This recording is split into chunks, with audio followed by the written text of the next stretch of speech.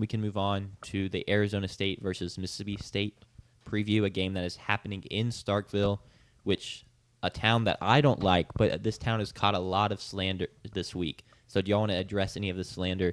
You've been visiting Starkville your whole life, JP. I think you've come a ton throughout your childhood as well. Yep. And both y'all have lived here now for 4 years plus. Five and a half years. And, I mean, I have family here. I spent, like, half of my childhood here with Correct. grandparents, aunts, and uncles. I love Starkville. I get that not everybody does love it. But, yeah, some of the stuff that has been said, it's been pretty funny because I know it's not true. Like the having to stay an hour 15 away because of casinos and hotels. Breaking news, casinos are illegal in Mississippi except for on water or on Indian reservations. Yep. And the closest Indian reservation is like 45 minutes away. So I don't know, I'm not saying that he couldn't find a hotel, but I just think it's funny that was his reason. So they're welcome to stay hour 15 away. I think that's pretty standard for teams to stay outside of town just so you don't get caught up in the... only like 2 good hotels in Starkville, Sure. Yeah. and those are mostly booked for the weekends. I'm sure that they definitely would have had it booked because yeah, but still, I think Unless their travel planner, like she dropped the Botched ball it, or yeah. he dropped the ball. good save. I think it's fine to not stay in Starkville. I think that's completely fine. Yeah. You shouldn't have to make up a reason for it. Every time this kind of thing happens, which it'll happen a couple times a year, I just love the unity we see between Rebels and Bulldogs backing up the state of Mississippi. And that was awesome. something that happened again this week with much of the Rebel Twitter accounts backing up and joining together with state Twitter accounts to kind of tear apart Mr. Kinney's words from earlier this week, and then the other words that came from Arizona State fans. Now, I love Starkville. I've been coming here since I was a year old. My dad was a state grad, and Starkville is one of those towns that I think it's one of the perfect college towns. I love. It's not expansive. It's not city-like at all. You're literally in the middle of nowhere. It's only you. It's only the residents of the town. It's only college students. When we have a game day, the population of the city doubles. When we have a baseball game day, it triples. So it's something that's beautiful about this town. Is there a ton of things to do? Absolutely not. That's kind of been a problem forever. But it's a hidden beauty, and it's something I completely understand if you don't like it. I agree. That there's many reasons to not like it, but to just straight up lie about it is completely uncalled for, and there's no reason to do it. So Kenny's in for a rude awakening, and I love that it has really kind of turned this week into a big kind of hate week against the two of these teams, and now Saturday becomes a real big test for both the Bulldogs and the Sun Devils for this year. Sure. So let's get into Saturday then. The game's at 6:30. Yep. Mm-hmm. So it's a night game, one of the few Starkville will see this season. Possibly the biggest they'll see this season. I expect the Egg Bowl to be a night game, I guess. No, it's a noon kickoff on Friday. Dang, that kind of hurts a little bit. Yep. So this very well could be the biggest night game Starkville sees all season. Yeah, barring a win and we get Tennessee in the flex, we get that at night. Sure. Mm-hmm. It will be the biggest night game and the biggest game. But expectations are high. State's not lost yet, so there's still a lot of optimism around what could happen with this program. I'm going to let y'all take it from here, though. This is y'all's team. This is kind of y'all's rodeo. What do y'all expect from this weekend? What do y'all need to see, key points for the game, stuff like that? Well, with what has all have occurred this week and the kind of magnitude that's been put on this game and the comments that have come from all walks of life on the internet, I went to look and I just wanted to think back on my time here at State, and I was trying to remember if there was a game that we hosted that I felt holds or held more meaning to the future of this program than this Saturday against the Sun Devils. And I thought of 3 examples personally. Egg Bowl, I think, is always kind of in that argument. But winning the Egg Bowl or losing the Egg Bowl doesn't necessarily mean that the program is on the upswing. It's winning big games. And there were 3 specific examples. So there's 2021, my freshman year. Mississippi State hosted Alabama. and Bryce Young, we were 17.5-point dogs in that game. The other example was 2022 when Stetson Bennett, the number one team in the country, Georgia, came to town, and we hosted Georgia. We were 16.5-point dogs. And then 2023, SEC Nation, Zach Arnett, and the LSU Tigers come to town. We were 9.5-point underdogs. The spread for this game is 6.5. And so for me, this feels like out of those three games, those feel like if we had won those games, it could change the future of the program. This one is the one that is the closest, at least from a Vegas look. And so for me, Saturday is a must-win for the Bulldogs. It is a must-win for the future of the program. It's a must-win for Jeff Lebby, and it could really springboard the we could win 4 games this year, but winning that game on Saturday, I think, would help the buzz in this program so much. And so Saturday now becomes a huge pressure point for the fan base, and that is not something that we deal well with. And so I'm really intrigued to see how that will go. If inevitably we lose, which we're favored to lose on Saturday, I'm very curious to see how I would feel, how the fan base would feel, how our team will feel. And so Saturday is, I think, the biggest game that this campus has had since I've been a student at State in my 5 years. Yeah. Agree, disagree? No, I would definitely agree. I will say I think that even if we lose this game, this season could still hold a lot of power as far as the turnaround goes. I think that even if we lose this game, 4 wins, which doubles our win total from last year, and an SEC win are still on the table. And while that wouldn't hold quite the same weight as a top 10 win, I don't think that this is like necessarily a do or die game where it's like if we lose this game, like we got to start thinking long-term changes. Like I think that this game, now if we do win this game, you are right, it does springboard.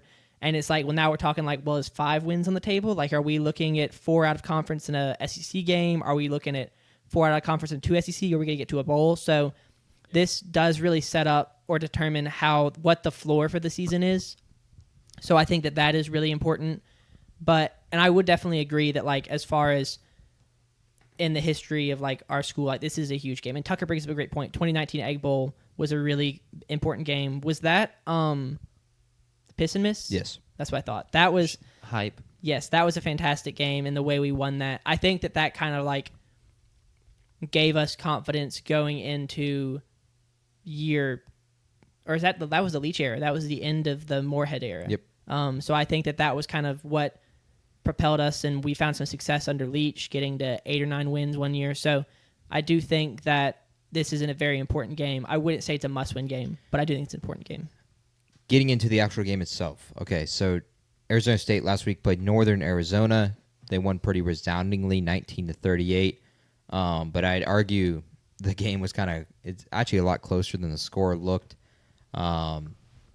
Northern Arizona had 2 red zone field goals, and they were also stopped inside the 5, turnover on downs. So they very easily could have scored 35 points, and this kind of looks like the Kansas State-North Dakota game very quickly, but that's not what ended up happening. Arizona State ended up winning pretty resoundingly from a score perspective. Sam Leavitt, the draft prospect, completed just 2 passes to a non-Jordan Tyson receiver last week. He was 25 for 39, 257, 2 touchdowns, a pick, which was a terrible pick, 7 carries, 73 yards, and 2 touchdowns on the ground, including a 52-yard running strike. And then Kyson Brown and Raleek Brown, which they were not starting the transfer running back, Kane Udo, from Army. Instead, they went with Kyson Brown and Raleek Brown. Kyson Brown had 7 carries, 73 yards, and 6 catches and 72 yards. And then Raleek Brown had 5 catches, 38 yards, a touchdown, and then 3 catches as well. Jordan Tyson was unbelievable. I think you could just take the film from this game, and that would be all the film you need this year to say that's a top 10 pick in the draft. He had every kind of catch you needed. He had a back shoulder fade. He had a catch on a little drag route and take it 25 yards. He had in-cut routes, out-cut routes, goal line fade. He was terrific the entire game. 12 catches, 141 yards, and 2 touchdowns. And Sam Levitt just continued to throw this guy the ball the entire game, which I would too. Jordan Tyson is prolific. Arizona State also kind of some fun facts from the game. They pulled out a fake punt in the first quarter, up That was 7. really caught me off guard.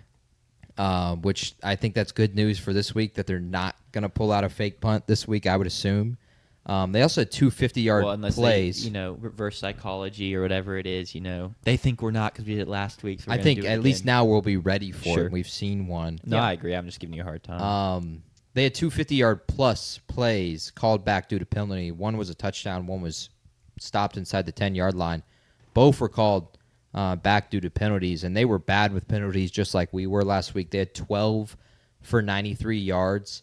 And then their right tackle, who is a top 3-round draft prospect, Max, who I'm not even going to try to pronounce his last name because I'll butcher it, was arguably terrible. And now I don't have the All-22 film, so I couldn't tell you if this was fully on him.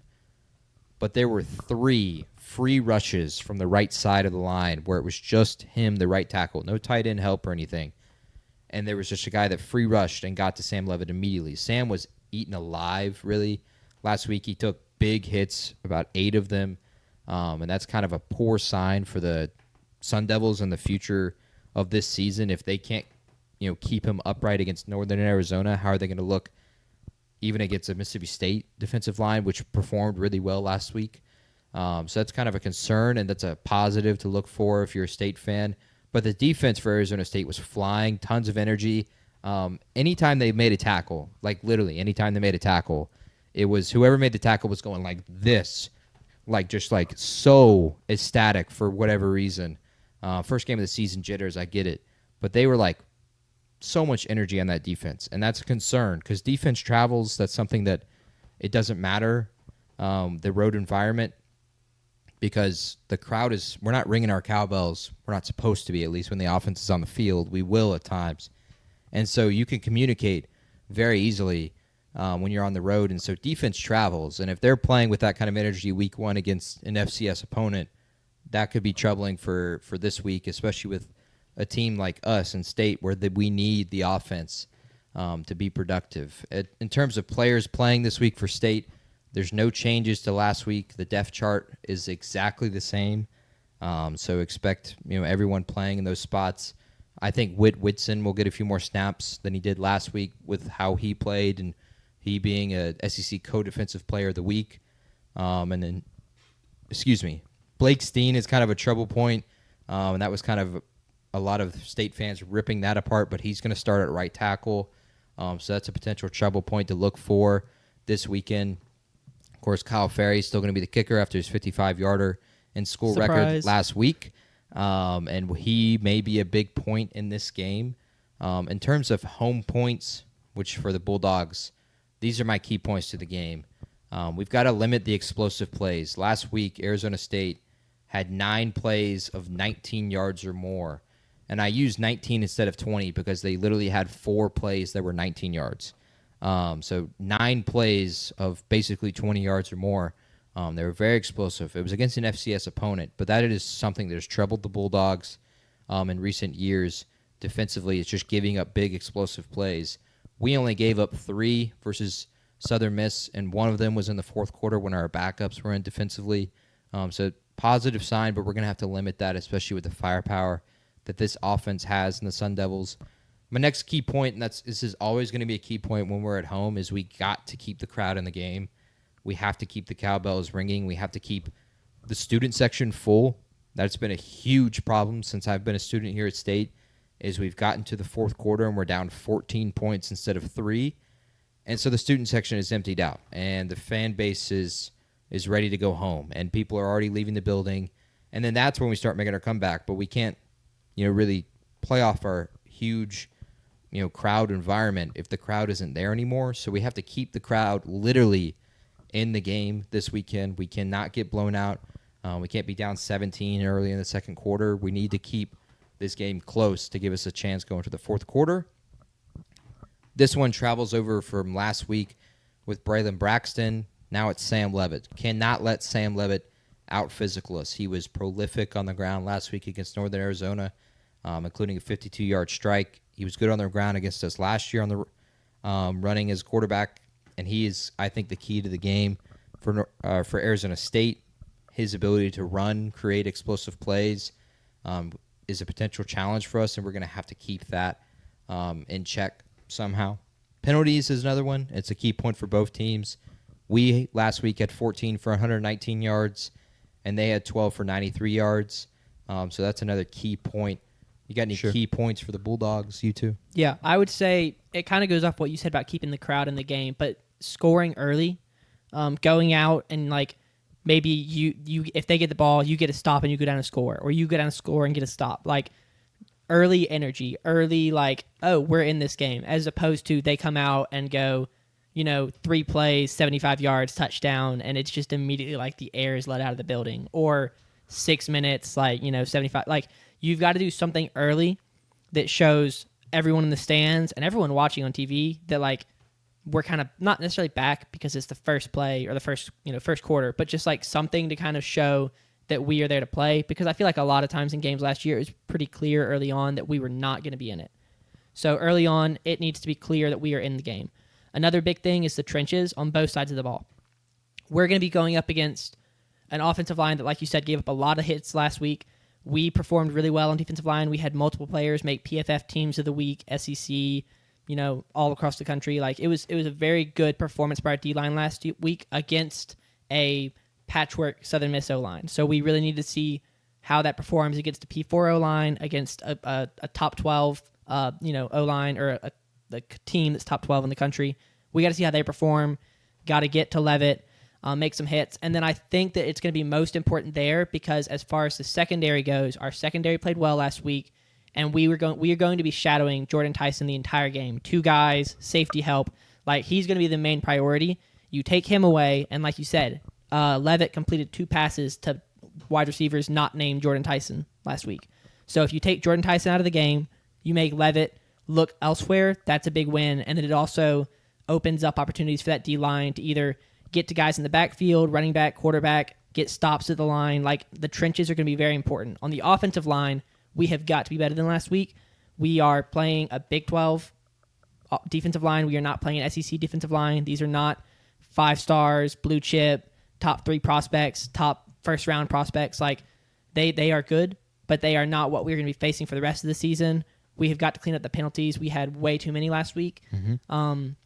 And even the holding ones, I'm not going to say I get because like those happen, but the lineup ones, illegal formations. Thank you. That's 3 in a game is crazy, and that's maybe first week jitters, learning the system. Yeah, and that is how much motion there is. Yeah, the reality of transfers and everything. But that's something up that we hope to clean in week 2. Right, you've got home field, and like you said, the crowd should be quiet when we are on offense. It's one of my biggest pet peeves is when people are screaming while we're trying to call audibles and point out blitzers and stuff, and people are just ringing cowbells.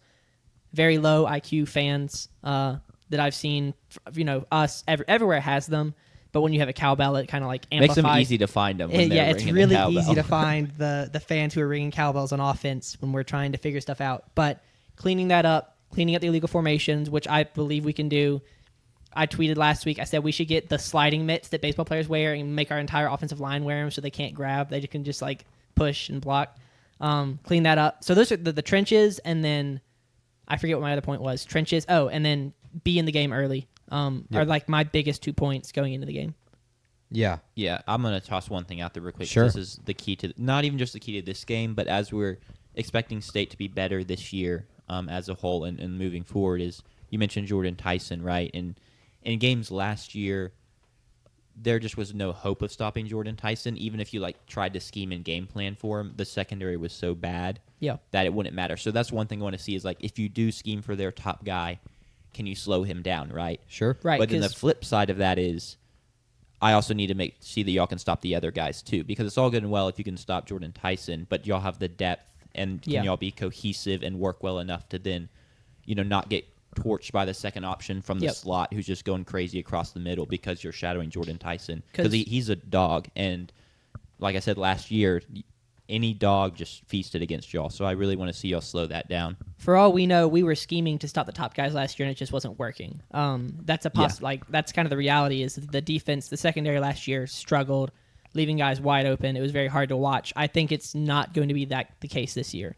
I don't think we're going to be fantastic because the secondary is still not like SEC caliber. It's not elite, but It is going to be a lot better than last year. And I do think that we now have the depth and the talent that if we look at a guy and said he's not going to kill us, he's not going to kill us. Someone else might. That might happen. But I think we can take the one guy that we want to out of the game.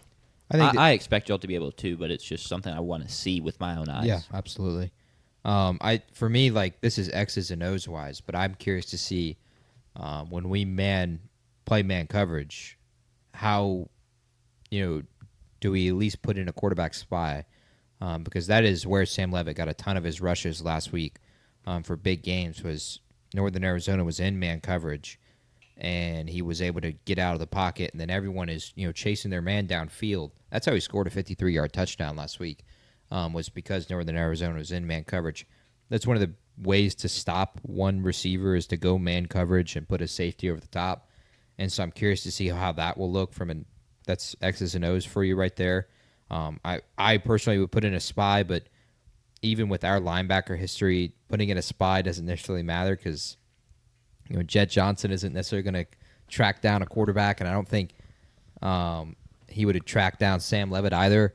So I'm interested to see how we'll do, especially in the spy. Like Nick Mitchell is going to have to be big there, and then potentially a guy like Zachary Tillman, one of our other corners. Brandon Jennings might even spy at times too, playing the jack. For Arizona State, if they were like, these are their keys to beating us. Personally, stop the run is one of them. State ran for 186 yards last week, which is very, very good, and I think we're going to run the ball a good amount this week as well, at least attempt to. So if you can stop the run and force Shapen into 3rd and 7s, I think that's just going to help, especially with the offensive line questions that State has. Jordan Tyson Cook, pretty simple right there. Just keep feeding the guy the ball. He was unbelievable last week, as I said. Protect Sam Levitt. Also, as I said, he was hit 7-ish times last week, and they were not like just little light hits. They were big hits. Like he got manhandled on 2 of them. There was a late roughing the passer on 1 of them.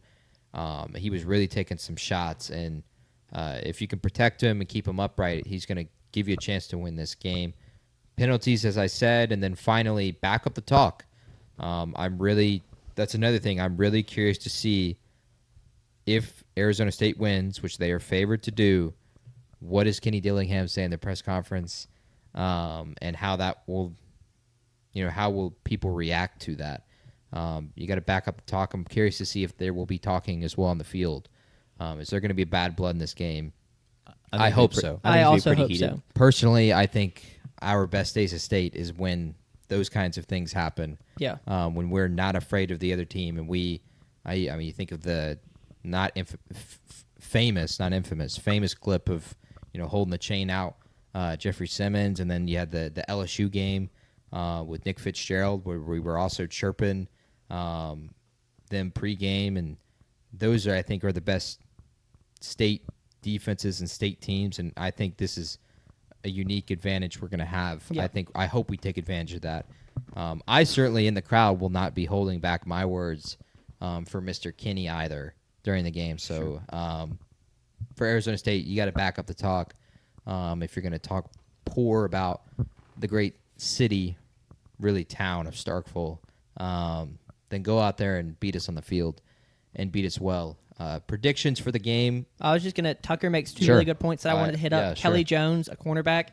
I was watching State's game on the small TV last week because we had Texas-Ohio State, so I didn't see Kelly Jones as much as Tucker did, I don't imagine, but he was talking about him in our review show on Tuesday or Sunday.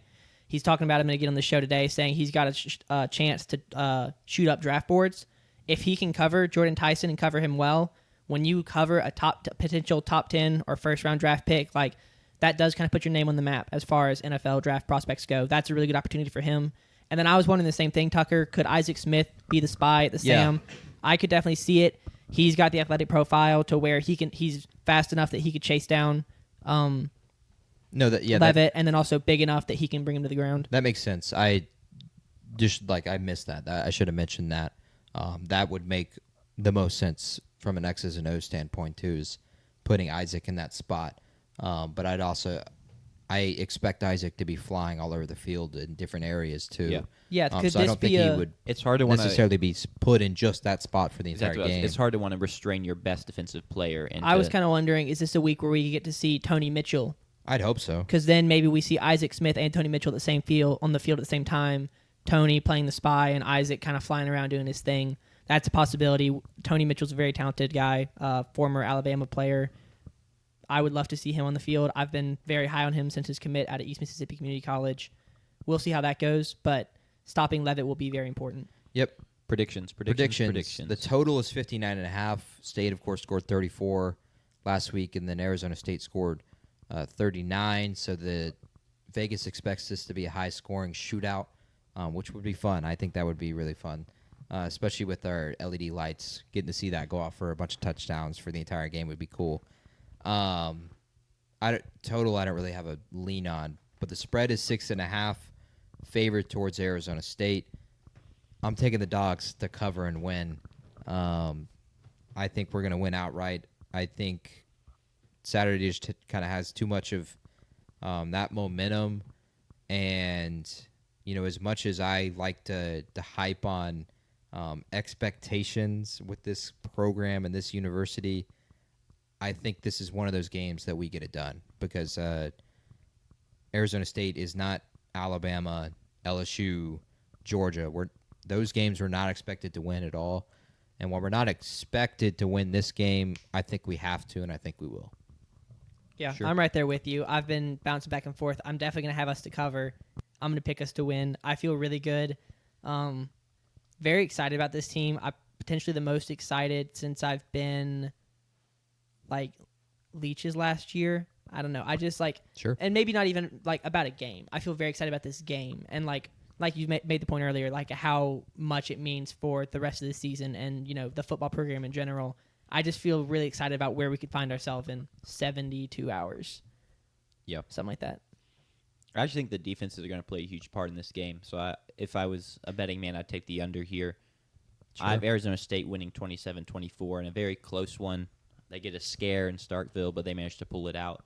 But I do think this is a game where it's State was that competitive that people will be talking about it, and it will continue to, build hope, even if they don't get the result they want. So, imagine we get a walk-off Kyle Ferry field goal game winner. I'm telling you, I mentioned him because I think he will play a factor in this game at some point. I agree. I think that's a great take. So I would love to see it.